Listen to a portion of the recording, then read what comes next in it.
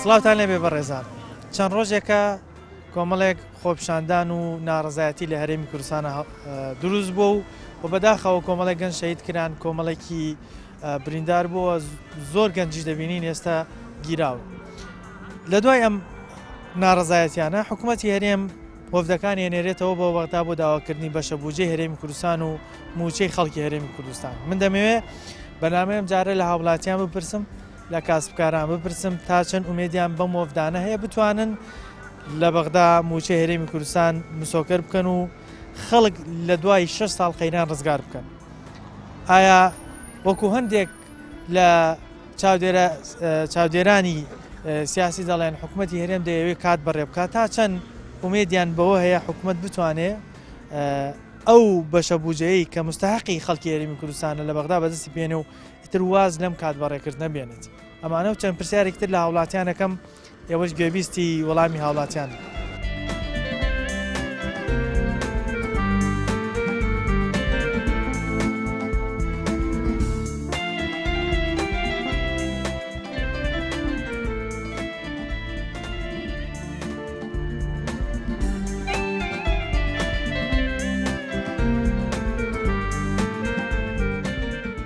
ئێستا کۆمەڵی وەفدی حکوومەتی هەرێم ئەڕواتە بەغدا بۆ گفتوگۆ بۆ بەشەبوجەی هەرێمی کوردستان. تۆ وەکو گەنجێک وەکو هاوڵاتێکی ئەم هەرێمە تا چەند ئومێدت بۆ وەفدانە هەیە بتوانن ئیش بۆ خەڵکی هەرێمی کوردستان بکەن؟ وەڵای هەموو شتێ کرێ لە دنیای ڕۆژە تێگەی خۆپیشادایش دەکرێت بە شێوەیەکی هێمن و ئامەسەری کابرا چێ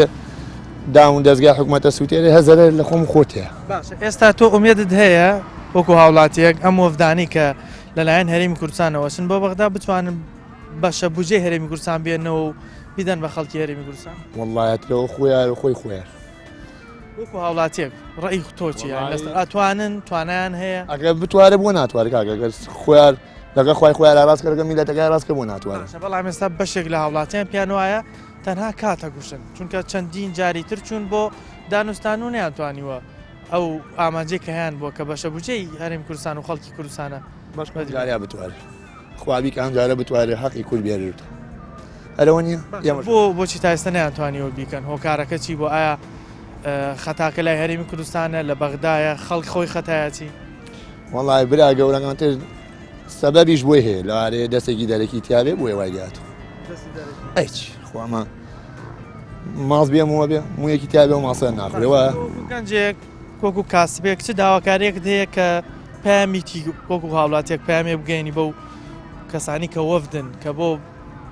دەڵێن بۆ بەشە بوجێ هەرێمی کوردستانە چینە بەغدا؟ وەڵا حەزەکەم خوابی کە ئەم میلەتە سەفراز بێت و حەقیەم میلەتە بێرەوتەوە. ئەرەوە ئومێد تۆ وەکو هاوڵاتیەک تا چەند ئومێد دێ ئەو وەفدانە بتوانن بەشە بوجێی هەرێمی کوردستان و خەڵکی هەرێمی کوردستان لە بەغدا بێنەوە؟ بەڵێ دەست خۆشتان لێکم وەڵی برام ئەمە یەکی هەموو خۆم جیلی ماشخۆرم ئەمە چەند ساڵە ئەم وەفدا چێتە چەندێکن ئەچێتە بەغداد و ئەلاسات ڕێکەوتنکەن و بێنەوە بۆ هەرێم. بەڵام تا ئێستا هیچ شتێک نەکراوە یعنی بەڕاستی جێ دەستخۆشی بێ و جێ ئومێدی هاوڵاتیان بێ. تۆ ئومێدت پێیان نییە بتوان بیکەن؟ وەڵی ئەگەر لەسەر ڕیتمی پێشوان بووینەوەڵە بەڵام ئەگەر بە خەمی میلەتەوە بن بە خەمی هاوڵاتیانی خۆیانەوە بن یعنی بەڕاستی ئەوانیش حەقە داگری لە زۆر شت نەکەن دوای ئەوە یعنی ئەبێ خەمێکی میلەتەش خۆن هەرە میلەتەوانی قسەدە سەر ئەو کورسی و مێز و پلە و دەسەڵاتە. ئێستا بەشێک لە هاوڵاتیان دەڵێن کات ئەکوژن یعنی دەیانوێ ئەم شتە هەروە بەردەوام بێت. ڕێی جەنابەت دەیانوێ کات بکوژنیان بەڕاستی بەغدا نایەتە سەرخەت بۆی ڕێبکەون؟ وەڵی جا مەسلەی کات کوشتن حەق نییە کات بکوژن ئەگەر مەسلە هەر کات کوشتن بێ. بەڵام بەغدا داوای چی لەوانەکە؟ ئەوان خۆیان سیاسین ئەوان خۆیان باشتر دەزانن ئێمە ناتوانین هەموو شتێک تەحلیلکەین ئێمە سیاسینین. بەڵام بەغدا دەوەی خەڵک بەعام بزانێت داوای ئەو بڵێن مقدارە نەوداکە حکوومەت یاریان دەستکیمی ئەوانیکە ئەوانش لە بەهای ئەوە بەشەبوجەی خۆیانمان بۆ بنێرن. باشە بۆ حکوومەتی هەرێم تا ئێستا نەیکردووە بۆ ناوێت بچێتە ژێرە و داواکاریە و وەکو ساڵەکانی 2011 و پێشتریش کە وەز زۆر باشتر بوو لە ئێستا بۆ نایانوێ ئەوە بکەن؟ وەڵی جاغر بۆ نایانەوە ئەوە بکەن ئەگەر ئەوان بەتەنگی میلەتی خۆیانەوە بن پێویستە ینی بەڕاستی شتێ بکەن یان ئەوە تا خۆیان دیارە لەو بودجەیە کە عێراق بۆ هەرێمیان یاریە زیاتیان دەستەکە مستەفیدن یانێ ئەوە نەبڕێ کەواتە بۆ موچەی پێ نادەن خۆ دەڵێن بەشی موچە ناک والله جا ئێمەیشیان خۆشم لەوە ترسین کە بڵین ڕێژکەون لەگەڵ عێراقەوە هەر مەسلەی گوزەرانی خەڵک و موچە و مەعیشەتی ناوبازە هەر وەکو ئێستا بێت.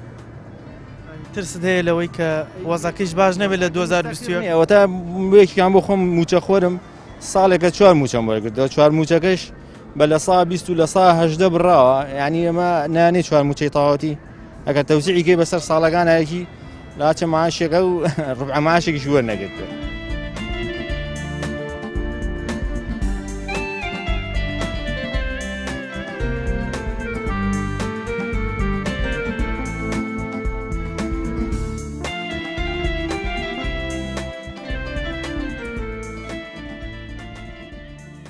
تۆک و هاوڵاتیەک تا چەند ئومێدت هەیە ئەو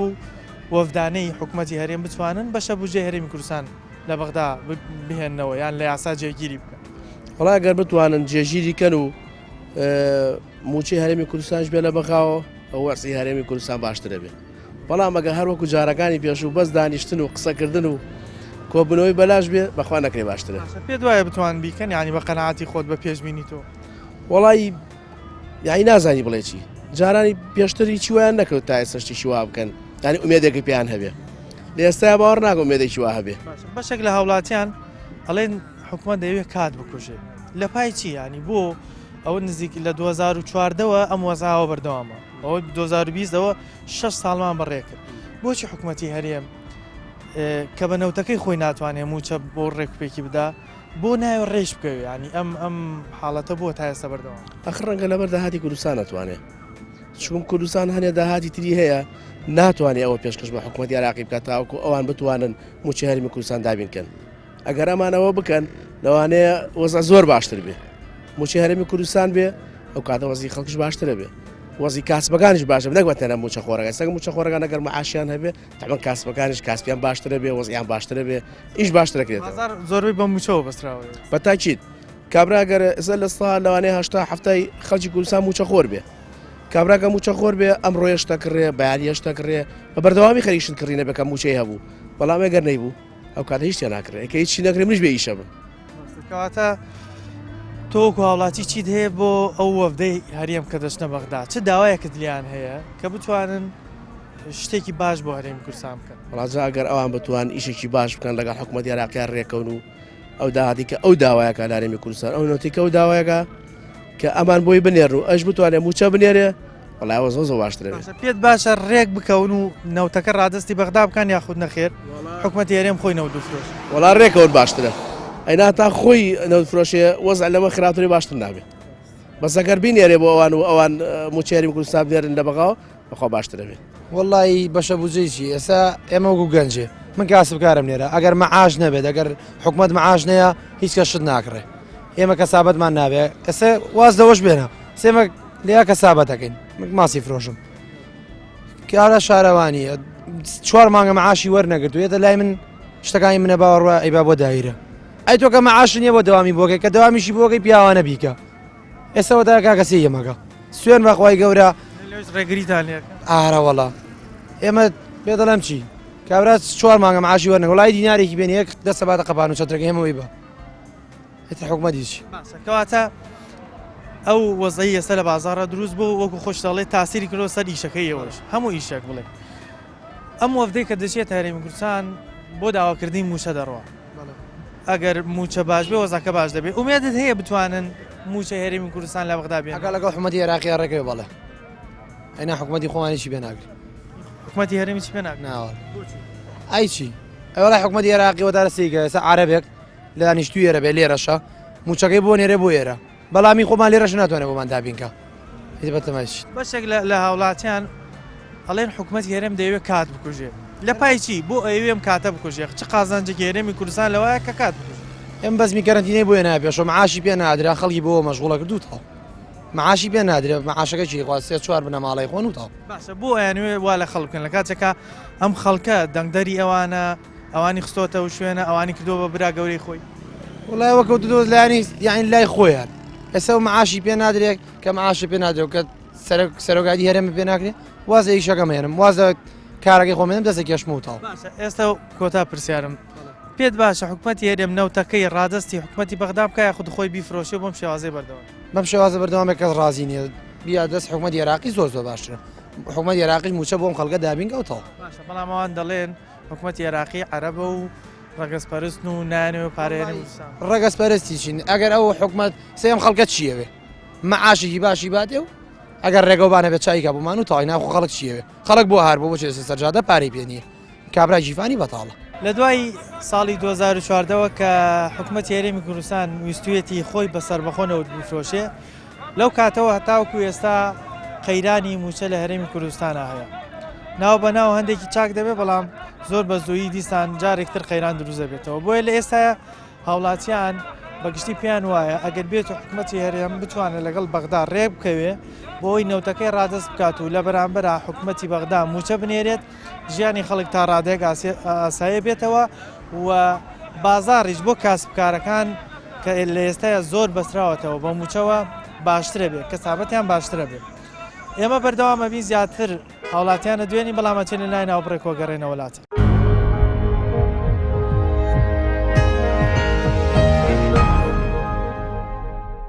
لە دوای ناوبڕەکەەوە سڵاوتان لێبێ دەمەوێت لە هاوڵاتیان بپرسم بزانم تا چەند ئومێدیان بە وەفدەکانی حکوومەتی هەرێم هەیە کە بتوانێت لە بەغدا موچەی هەرێمی کوردستان سۆگەر بکە تاکە ئێم قەیرانە بەردەوامە بێت ئایا حکوومەتی هەرێم بەڕاستی ئێوێ کات بکوژێ یا بە دوای چارەسەرکردنی کێشەکانەوەی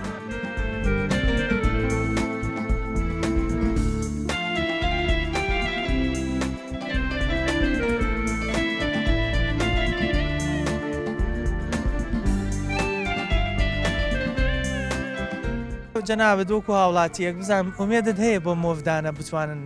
موچە هەرێمی کوردستان لە بەغدا بێنەوە ناوەڵە ئومێدی چی ئەو 50 ساڵ فرۆشتی بە تورکیا تازە بەتەمایریچ ئەتوانچن لەگەڵ تورکیا ڕێکەون و لەگە عێراقا ڕێکەونەوە گینە هیچیان پێ ناکرێت ینی پێت وایە هیچ بەدەستن ئەگەر بچنە بەغداژ ناوە هیچیان پێ ناکرێت کێشە مەملەکەت وڵاتیانێ ناوەتە سەر موچ کە موچەیەک پێدابین نەکرێتە چیان پێکرد باشە بەڵام بەشێک لە هاوڵاتیان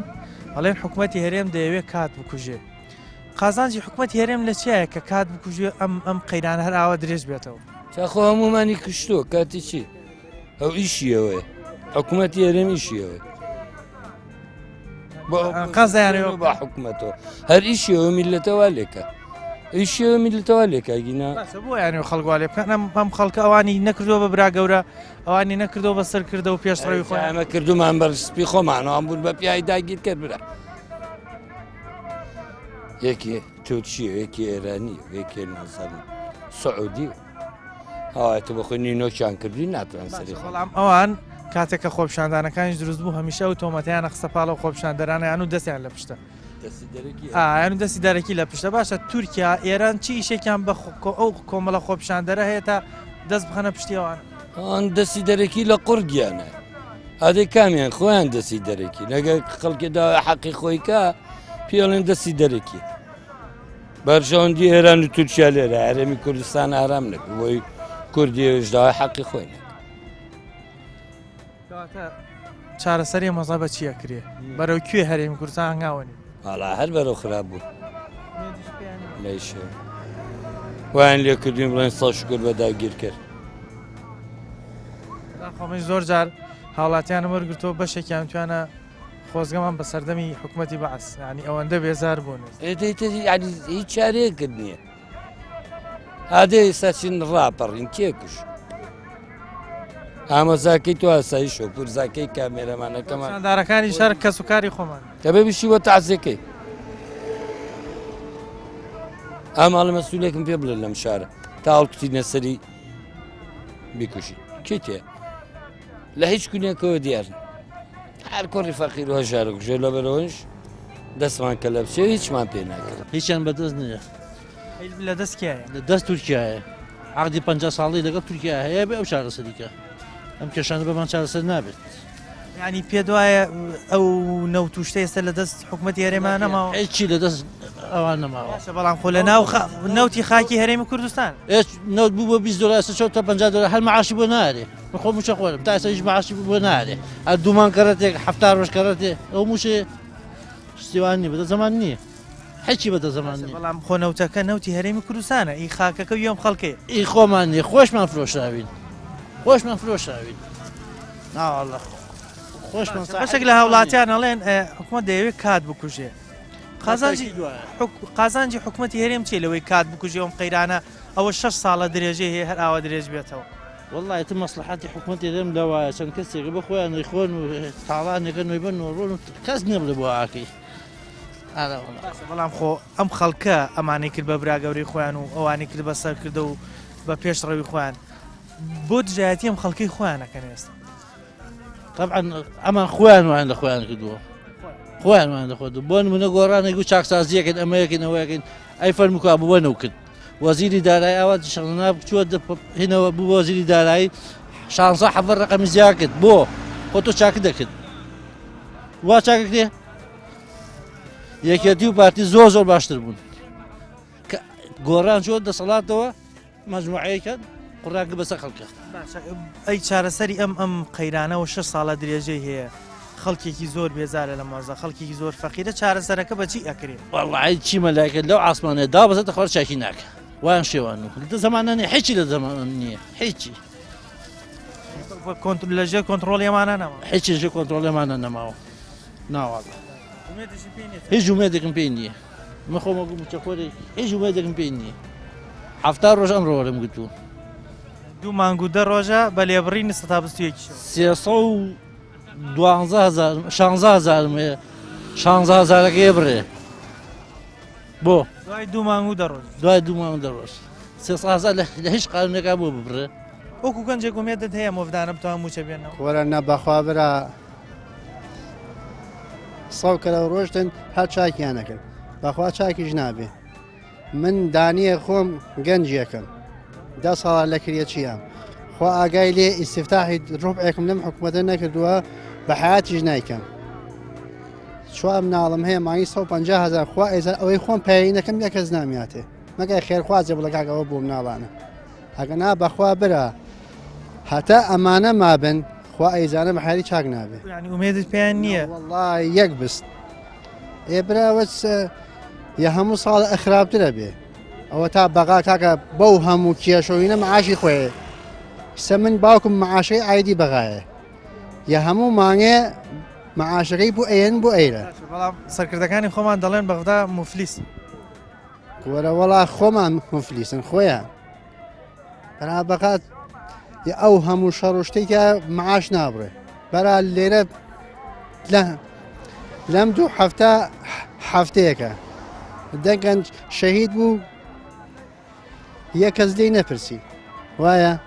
بەشێک لە هاوڵاتیان ئەڵێن حکوومەت هێرێمەوێ هەر کات بەڕێ بکە قازانجی حکوومەت هێرم لەوەی چییە لەوەی کە کات بەڕێ بکە و ئاپم قەیرانە بم شێوازە بەردەوام وەڵی براگیان دانێ من باسی خۆم نەکەم خوا ئەیزانە هەتا ئەم 2 حکوومەتە مابن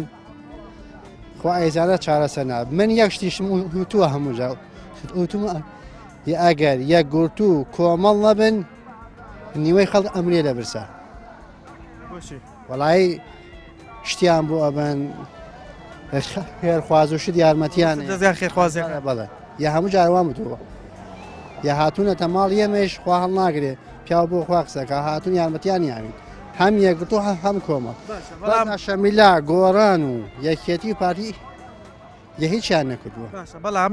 ئێمە زانی هەرێمی کوردستان خاکێکی دەوڵەمەندی هەیە لە زۆر ڕۆوە لە وڵاتانی تریش دەوڵەمەندترە بەس بۆ خەڵکێکی وا فەقیری تایە کە ئەبێ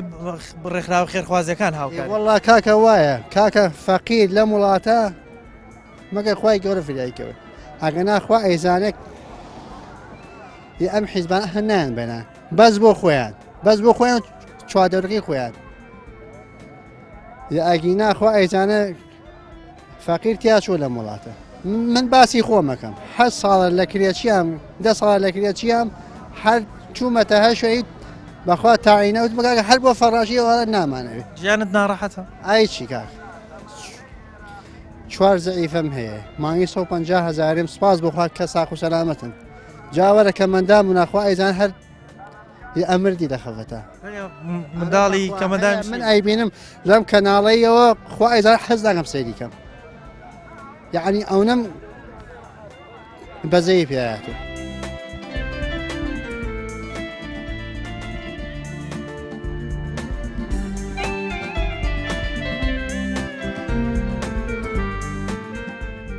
تۆکو هاوڵاتێک و کاسبێک تا چەند ئومێدت بەم وەفدانە هەیە بتوان موچە لە بەغداوە بێنەوە بۆ هەرێمی کوردستان چاڵک وەفدەکە بڕوا بۆ هەرێمی کوردستان بۆ بەغدا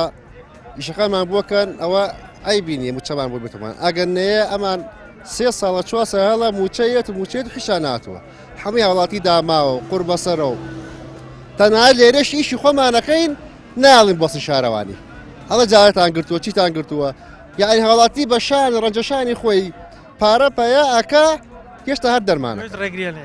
ڕێگریمان لێگرن موچەکەش ئەوەتانی وڵا خەڵک هەمی هەژارە و هەمی داما و قوڕمێدت هەیە بەم وەفدانە بتوانن ئەوەندە بەهێز من لە بەغدا موچەی هەرێمی کوردستان بهێننەوە ئومێد نەما ئومێدی چی 4 ساڵ هەڵە موچە و هیچ نییە ئێستا بەشێک لە هاوڵاتیان ئەڵێن حکوومەتی هەرێمە ئەوێ کات بکوژێ وڵی بۆ کاڵکوشتنەکەوت من خۆیان ئەزانم ئێمە کەسێکی نێرە کاسبکاری نەمە ئاشمان هێنە هیچ شتێک بەس خەڵکی هەژار هەیە لە ئێمە داماوترە کەمەندام هەیە قوربەسەر هەیە کرێچی هەیە مناڵی شیرەخۆرە هەیە من زەلام ئەزانم یە بۆی لە شتە کڕێ ئەڵێ کاکە گیان پارەی کیلوێ تەماتەم پێ نییە باشە ئێمەش فیسەبیلای دەینێ دیێت ناتوانێت پارەی تەماتەکڕێ کە من سییانەدەم بە 1000 باید 250 دینارە باشە یعنی لۆچیە 20 نەفەر 30 نەفەر ڕۆژانە ڕووکاتە ئەم بەقەڵانە حەبی بێ پارەیە و داما و قوربەسەرە و هەژارە ئەو چەند کیلۆ تەماتەیشان پێ نییە پارەی دایبیەکی پێێنێ پارەی کلێنێسێکی تەڕی پێێنە کە بای 1000 دینارە هاوڵاتی باشە بۆچی ئەم خاکی هەرێمی کوردستانە کە وڵاتێکی دەوڵەمەند بە کۆمەڵێکی زۆر مادەی سروشتی بە نەوت بەغاز بەڵام بۆ لە وڵاتێکی وا دەوڵەمەە ئەو هەموو فەقیرە هەیە کە توانای وەکو تۆزە لە توانای کڕین تەماتەشی نەبێت برا ڕێزەکەم ئێمە خاکمان هەیە نەوتی زۆرمان هەیە غازمان هەیە خاکێکی بە پیتمان هەیە بەس ئەزیزی من سەرۆکانمان عەدالەت نین ئەگەر عەدالەت بێت خەڵک فەقیر نابێت بەس ئەو بەشی خۆی ئەخوات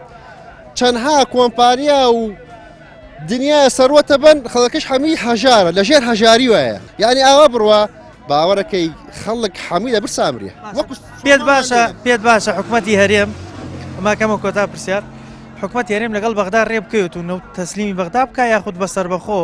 وەکو ئەم چەند ساڵی پێشوو کە هەبووە خۆی نەوتەکە بفرۆش چۆن یعنی حکوومەتی هەرێم دەڵێ بەغدا داوای نەوتی هەرێمی کوردستانەکات تا بودجەی هەرێمی کوردستان بدات و موچە بدات پێت باشە حکوومەتی هەرێم لەگەڵ بەغدا ڕێک بکەوێ یاخود نەخێر حکوومەت هەرێم بۆ خۆی نەوتی خۆی بفرۆش لە مدیاکانە ئایبیسین بەغداڵە کاکەجانوەرە بەرمیلەکەم نەوتەکەم تەسلیم بکە ماگانە 250 بەرمیلە نەدام زیاتر یان کەمترە ئەو ئەو دەمیە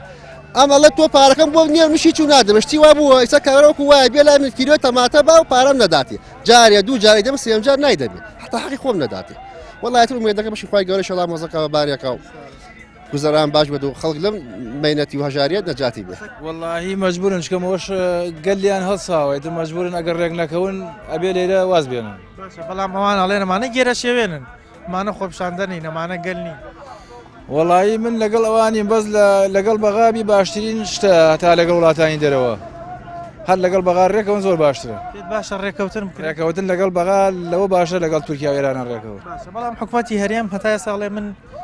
نەوتی خۆم بەسەر بەخۆ فرۆشم حکوومەتی بەغداش لە بەرامبەرە پارە نالێنێ ئەگەر بینێرێ بەم حاڵەتەوەی کە وەکو بینین لە ساڵێکە 4 موچەی پێدراوە وەڵایی من بۆ چوونی من ئەوەی ئەڵێم هەر لەگەڵ بەغا بن باشترە ئیتر بەڕەهی من وایە تر نازانەوەیش خۆیان نەزانم باشە لە خەڵگەڵێن حکوومەتی هەرێمەوە هەر کات بکوژێت بۆچی قازانجی حکوومەتی هەرێم چیە لەوەی کە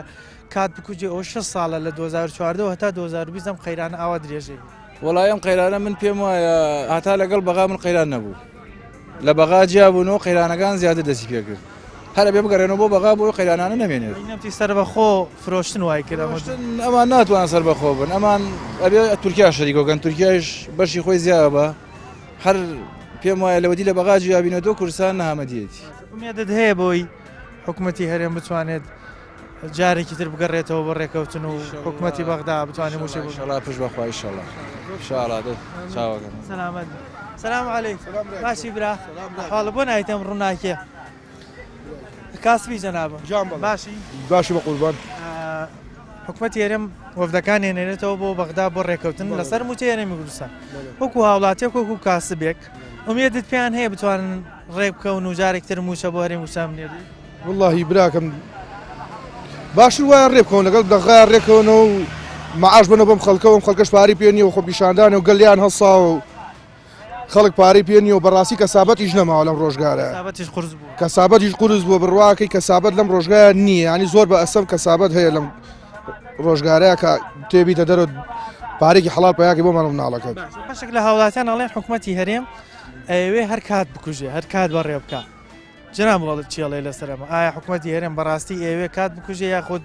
ناوێ بانقز ناوێ ڕێکوتنەکە براکەم ئیتر نازانم وڵی ئەگەریشیە لەو چێ کار کوشم خەڵکە مەشغولکە بە کۆمەڵێ بە شتێکە و نازانم ئێوێ ئەوە بکە لە کاتێکا خەڵک تەنها موچێکی سادە و ساکاری خۆی ئێوێ بۆ بازاریش بە موچەکە ببووژێتەوە بە وای ئەمە من کۆکو کاسوکارە موچەم ئیشمان لەسەر موچەی خەڵکە بەڵێ ئیشمان لەسەر موچەی خەڵکە خەڵک پارەی پێ نەبێ مەژنە کەسابەتمانی و پارە ئاڵوگۆڕ ناگەڵ ناو بازارە لەوانی بەی ژۆرە پارە نییە ئیتر حکوومەتیش ڕێ بکەوێتەوە لەگەڵ بەغاز باشترە و ئەم خەڵکە پارەی بنەوە لەگەڵ بە هەر جۆرێ بێت پێت باشە حکوومەتی هەرێم نەوتەکەی ڕادستی بەغدا بکە یاخود نەخێر هەر بەسەر بەخۆ پێم باشە ڕازەسی بەغای کاتەوە بەغاش ئەو بژەیە کە هەمانە بیا بە هەرێمەکە و ئەم حکوومەتی خۆشمان دابەشی کاتە بەسەر ئەم خەڵکە ئەقڵ بڕی ناکە ئەمان وچە بێنەوە لەبەرەوەی ئەمانە دزن جەردەن ئەوەتەوە بەرچاوی خۆتانەوە ئێوە مناڵی دوێنێن ئێمە تەمەنێکمان کردووە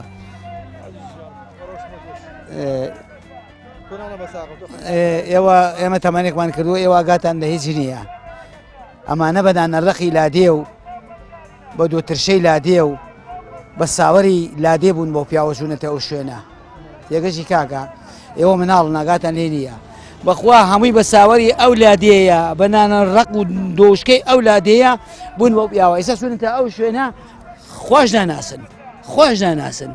تێگەشی کاکە لە خۆیان گۆڕان جا ئەگەر لە خۆیان نەگۆڕانایە ئەوان لێ اینجا کاکە ئەم خەڵکەش کە ئاوا کاچێتە سەرجادە و پیاوە کوژی و شەڕەشەقەکە و بەردەگرێتە بارەکە و ئەملاولا لە خۆشیایە ئەیە تای سە بووای نەکردووە کاک مەنسوور ئەڵێ دەستی لە بشتەوەیە دەستی چی لە بشتەوەیە دەستی چی لە بشتەوەیە ئەو ماڵ و مناڵی ئەو عالەمە یعنی ماڵ و مناڵەکانی ئەوانی شۆک و ماڵ و مناڵی ئەم عالەمەوە ژین من پرسیارێک با بڵێن بە زمانی تۆ کەم لە دەسەڵاتداران ئەو وڵاتانە با بڵێن ئێرانە تورکیا هەر وڵاتی چی شێکی بەم خۆپیشاندەرە با بڵێن ئەم خۆپیشاندەرانە هەیە کە دەست بخاتە پشتی ئەمانە قوربانجیان ئەوان دەست تالیان ئەوان هیچ دەستێکی ئەوانی تیانێ و ئەمان لەبەر بەرژەوەندی خۆیان واڵێن لەبەرەوە کە ئەو خەڵکە هێ من بێتەوە خۆ خەڵکەش بەخوا ڕقی هەڵچاوە تازە هەتا ئەم وەسعەتیانەکەن بەخوا خراپترە بێ باشتر نابێ ئەمان نە لە قەزاوی ئازاترن نە لە سەدام حوسێن ئازاترن خەسەم بەخوای گەورە ڕۆژێکە بێ هەر هەمیانەوە بخەنە ژێر فیقاچی خۆیانەوە باشە بەشێک لە هاوڵاتیان ئەڵێن حکوومەتی هەرێم هەر ئەوێ کات بەڕێ بکە هەر ئێوێم خەیرانە درێژ بێتەوە قازانجی حکوومەتی هەرێم بۆچی لە چیایە بۆچی ئێوێم خەیرانەوە ئەزانی قەنجازی حکوومەتی هەرێم لە چیایە قەنجازی حکوومەتی هەرێم لەوایە کە ئەوان کەس نییە محاسەبەیان بکات هەموو مەسوولێک یەک زەلام نییە بەسەری هەڵبۆسەیەک هەموو مەسوولێ بیرێکی نەوتی هەیە ماڵ و منداڵی خۆیان لە خۆشیە ئەژین ماڵ و منداڵی خۆیان ئەوەی قتەکەی بینی هەرێکەی لە وڵاتێک ئەژین کام سیارەی جوانە پێیانە هەموویشی 4 ژن و 5 ژیان هێناوە هەمووی لەسەر پارە ئەخەون ئەو خەڵکیش فەقیر و ڕژ لە خەڵک نییە ئاگایان لەو فەقیر و هەژارە نەماوە مەجبورن ئەو قسانە بکەن ئەگەر ئەو قسانە نەکەن و ئاوا کار بەسەر نەبن و ئێمە ڕای نەکەن ئەوان چۆن ئیشەکان نەچێ بەڕێوە ناچێ بەڕێوە بۆیان وڵی بەڕێزەکەم ئەم وڵاتی ئێمە ئەگەر تەجروبەکەی لە دوای پرۆسی ئازادی عراقەوە ئەنی کە خەڵک ڕەفاعەتی بۆ هات هەمووی چەند ساڵێک بوو دوایەوە قەیرانەکان دروست بوو ئیتر بڵێم ناڵێم 100% خەتای کووردە بەڵام بەشی سەرەکی خەتای کووردە ئەنی سێری کە تۆ دوای پرۆسی ئازادی عراق خەتای کووردە باوەڕم پێ بکە ئەمانە سیاسیانە کە چوونە بەغا ینی یەک کێشیان هەل نەکردووە بڵین ئام کێشەیە هەڵکرا و نەجاتمان بوو بۆ نمونە جەوهەریترین مادەی 130 بوو هیچ تێنەکراوە لە مادەی 130 کێشە و بودجەی هەرێمی کوردستان ئەنی بەڕاستی ئینشەڵڵانەوە دەستکاری نەکرایە ئەنی قەناعەتم پێ بکەم قەیرانە دروست نییە بوو. باش ئێستا حکوومەتی هەرێم دەڵێ من خۆم نەوت بەسەر بەخۆ فرۆشم بەغداش کەمکەمە پارەی بۆ دەنێرێ لە بەرامبەر حکوومەتی هەرێم هەتا ئێستا حاضر نییە هیچ نەودێک ڕازست بکە پێت باشە حکوومەت ئیتر کۆتایی بەم کێشەی بێنەوە نەوتەکەی ڕادست بکات و لە ڕێگەی کۆمپانیای سۆمۆ بفرۆشە یاخود نەخێر هەر بەم سەربەخۆیی کە باسیەکەن و چەند ساڵێک بەردەوامە ئاوا بەم شێوازە بڕێ بەڕێزەکەم کێشەکە نەوت تەسیمکردن نییە ئەنی ئەم وڵاتە تۆ سیرەکەیت ئەنی هەر باوەڕکە نەوتیش تەسیمکە قەیرانێککە دروستەکەن ئەنی تۆ ئێمە ئەگەر ئەو داهاتەی هەمانە بەس تۆزی عادالەتی دیای بەوا دە مەسلحەتەکانی خۆیان بێنن باوەڕکە بەیسمان بە بەغداد نییە بەغداد کوردی تەلاقاوە کاکە ئێمە بە کوردوەتەنی من خۆمێکێک میوانی ڕیفراندۆم کردەوە شانازیشم پێوە کردەوە بەڵام ێستا پەشیمانم بەزانی بۆ پەشیمانیم سپاس بۆخوا کە سەری نەگرت ینی ئێمە هەرێمێکی زۆر بسکۆلین لە چاو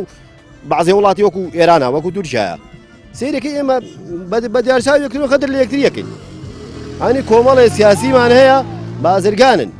لە کاتێکا بازرگانێکی زۆر سەپڵە و بێوەفاشن ینی هەمان بە پێی پەتی هاتنەوە لەو شاخە ئێستا سیرەکەی ملیاردەرن بۆ خۆیان و گاڵتیان بە فەقیر و بە کوڕێژە فەقیرۆژە بۆچی حکوومەتی هەرێم ئەوێت هەر کات بڕێ بکە ئەم قەیرانە و 6 ساڵە بەم شێوازە درێژ بۆ مەزانی چییە مەسەلە کات بەڕێکردنەکە چییە ئەو بازرگانی خۆیە کات یەک دینار لە مەسلحەتەکانی خۆیدا نەبەزیوە گوێ لە ئیتر خەڵکی فەقیر و ڕەشەڕوت باجەکەیە ئەنی من خەڵکە بینم پارەی پێنێ باوەڕکە کەسم لێوێت گوێ لێیە ئەمە حەقیقەتەکەیەتی من ناڵێن لە سەدا هەشتا کێشەکانی ئەم وڵاتە هەتای کووردە بەدڵنیایی بێدڵ خۆ من ناڵێم عەرەب ڕووی هیچ با قسەیەکی غەڵەت نەکەم باوەڕکە عەرەب زۆر باشترن لەمانە عەقڵی دەوڵەتداریان تایە بەڵام منە چ عەقڵی دەوڵەتداری ئێتە جەڵێ بازگەی یەکێتی بازگەی پارتی دوای 30 ساڵ کاتێکا حکوومەتی بەعەز لە وڵاتی ئێمە 10 ساڵ حکمی کردووە گوێ لێیە لە ساڵی هەشتا بۆ 90 دە حکمی کردووە خەڵک بڕۆ لە خەڵکی و سەرمە ئەو بەڕی ڕەفاعەتە بوو ئەمە دوای 30 ساڵ سەیرەکەی ئێستا لە 90 خراپترین لە کاتێکە ئەکرا ئێمە وەزعمان زۆر باشتر بووە ئەنی سەیرەکەی تۆ وەرە وڵاتێکی نەوە دەفرۆشی نەتوانی ساڵی بەرمینێ ئێتە ئەو بەرین نەوتە هاتووە ماڵی عەرەب ئاوا بێ ئەژین بە کورد وایە دڵنیا بن چاو بە پێ لیتر نەوت نیەک وەکو بینیتان ڕای هاوڵاتیان و کاسبکارانم بەگشتی وەرگرت ئەوان باسییان لەوە کرد ئومێدێکی وایان بە حکوومەتی هەرێم نییەوە بە وەفدەکانی حکوومەتی هەرێم نییە کە بتوانێت